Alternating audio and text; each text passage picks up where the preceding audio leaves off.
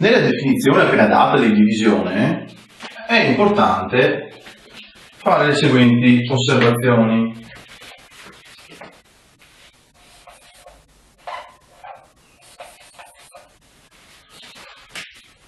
Allora, dati due numeri naturali n ed m, andiamo a eseguire la loro divisione.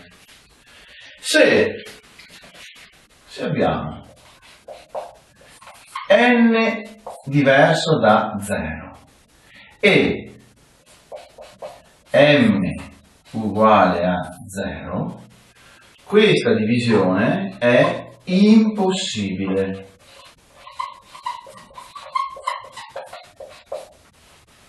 D'accordo? Questa divisione è impossibile. Perché? Perché non esiste alcun quoziente Q, va bene, tale che la sua moltiplicazione per 0 dia come risultato n, va bene? Se questo quoziente Q esistesse, con m uguale a 0, dovrebbe essere, per definizione della divisione, Q per 0 uguale a n. Ma così non è, perché moltiplicare per 0 in matematica significa ottenere 0. Va bene? E qui come ipotesi invece avevamo dato n diverso da 0.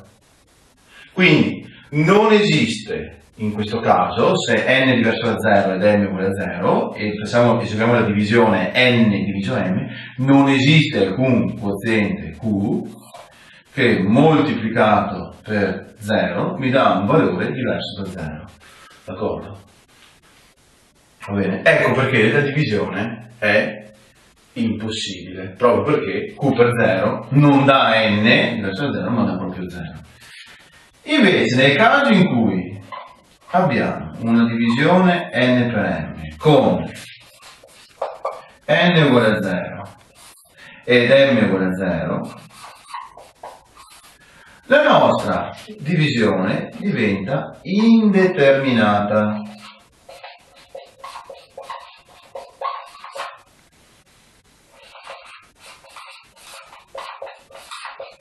D'accordo? Divisione indeterminata. Perché diventa indeterminata?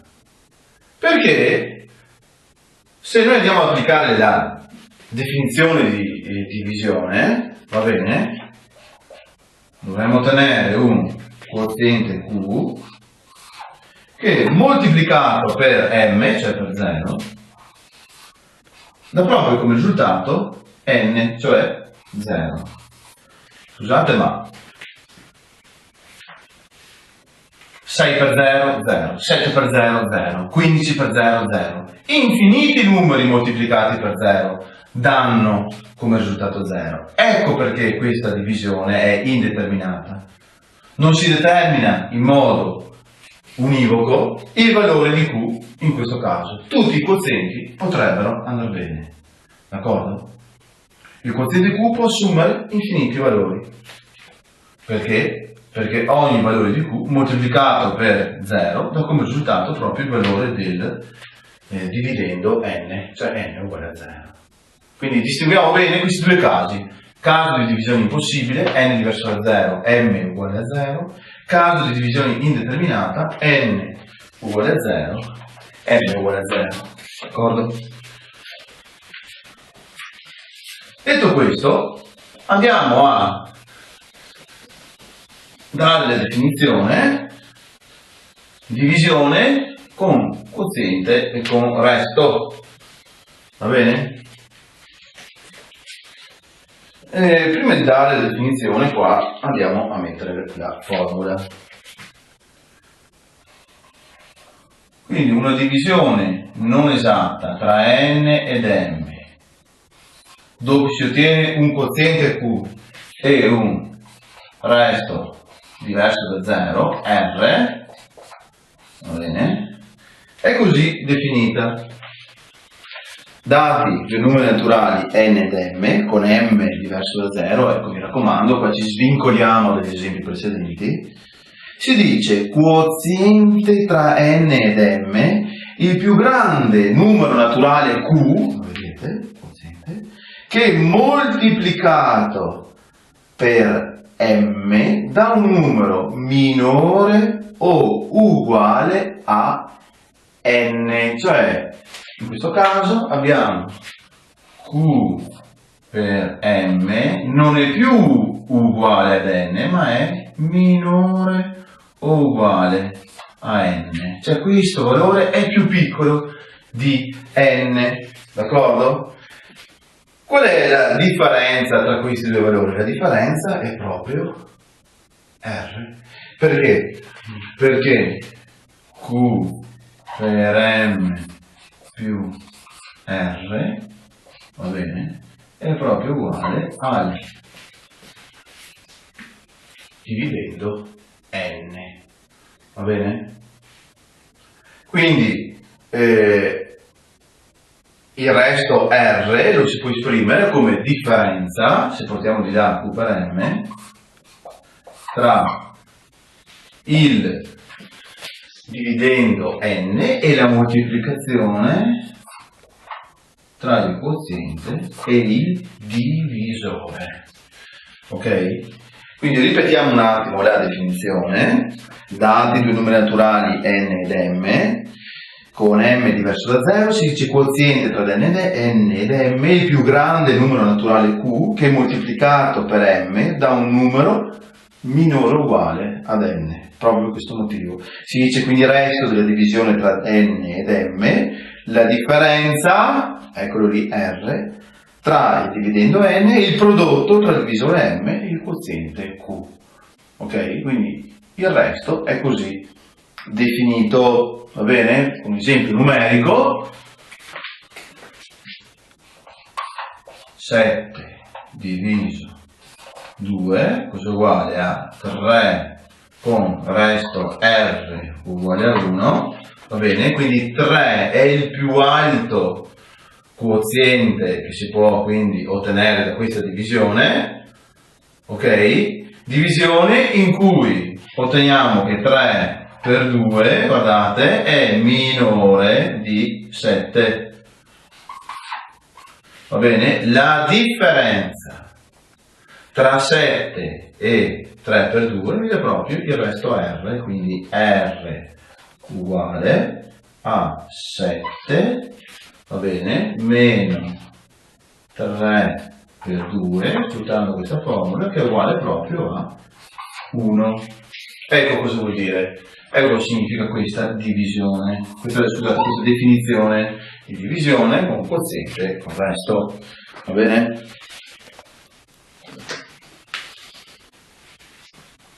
Questa definizione ci aiuta anche nell'esecuzione di eventuali soluzioni di eventuali problemi. Ne facciamo uno, ad esempio.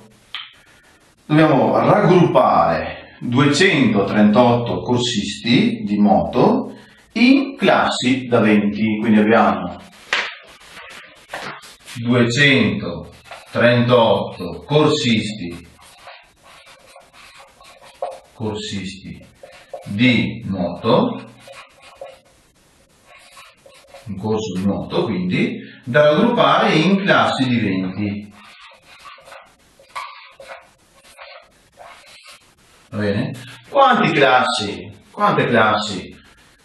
otteniamo in questo corso di nuoto? Dobbiamo fare la divisione: 238 diviso 20. Sappiamo che il 20 nel 238 quante volte mi sta? Mi sta 11 volte, d'accordo? Con il resto di 18. Ok? Come abbiamo fatto a ottenere 18? Abbiamo fatto 238 meno 20 meno 11 per 20.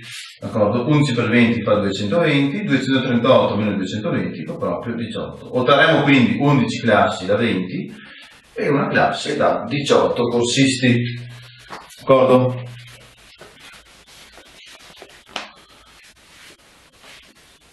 E andiamo adesso a dare due ultime definizioni di questa benedetta operazione chiamata divisione. Ok? Una è la definizione di divisione intera, l'altra è la definizione di divisione con modulo. Va bene? Allora, la divisione intera, intanto cancelliamo quel pannello.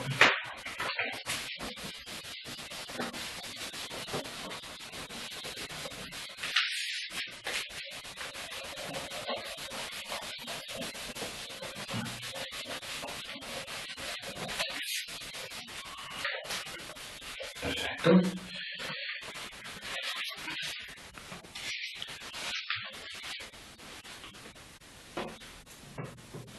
La divisione intera si definisce come segue: dati due numeri naturali n ed m, con m sempre diverso da 0, la divisione intera tra n ed m è l'operazione che associa il più grande numero naturale q, detto quoziente, per il quale si ha quello che abbiamo visto prima, q per m minore o uguale a n. Questo operatore lo si scrive così: operatore di divisione intera n div, d'accordo? Div m uguale a q. Questo è un operatore chiamato quindi divisione intera. Facciamo degli esempi. Non abbiamo resti qua, mi raccomando. 14 div 4, cosa uguale? Quante volte ci sta il 4 nel 14? Ci sta 3 volte. Punto. Non andiamo assolutamente a specificare il resto. È il più alto quoziente che possiamo ottenere nella divisione tra 14 e 4. D'accordo? Altri due esempi. 4 div 14. Quante volte ci sta il 14 nel 4? 0 volte. Fine, non c'è altro da dire. Come per esempio 0 div 14, attenzione, non ho fatto 14 div 0, ho fatto 0 diviso 14, quante volte sta il 14 nel 0? Ci sta 0 volte. Va bene? 14 invece div 0 è un'operazione che non si può fare. Questo è l'operatore divisione intera. Va bene? Non si tiene conto assolutamente del resto. Beh, è chiaro, se dopo il divisore, ok, poniamo il dividendo del multiplo del divisore, questo volevo dire, quindi 14 div 7, con il quoziente è 2. D'accordo? Va bene? Quindi anche se il resto è 0, il risultato assolutamente, il modo di lavorare di questo operatore non cambia. È la divisione intera, così definita. Andiamo invece adesso a definire quello che è il modulo di n rispetto ad m. Quindi qua abbiamo lavorato sul quoziente, col modulo invece lavoreremo sul resto. Infatti, come definizione di modulo abbiamo la seguente frase: dati due numeri naturali n ed m, con m diverso da 0, l'operazione che restituisce il resto della divisione intera tra n ed m si chiama modulo di n rispetto a m. Quindi, se io faccio n mod, mettiamo così, m, otteniamo il resto della divisione. D'accordo? Facciamo alcuni esempi. 14 mod 4 è uguale a che cosa? Qual è il resto della divisione tra 14 e 4? Il 4 nel 14 sta 3 volte, con il resto di 14 per 3 12, il resto 2. D'accordo? Se invece facciamo 4 mod, siamo sempre la D minuscola, non D minuscola, quella qua, mod 14. Il 14 nel 4 ci sta 0 volte, quindi il resto di 4, va bene? Mentre 0 mod 14, il 14 nello 0 ci sta 0 volte, quindi il resto di 0. D'accordo? Quindi l'operatore modulo di n rispetto ad m, restituisce il resto della divisione intera tra n ed m. Bene?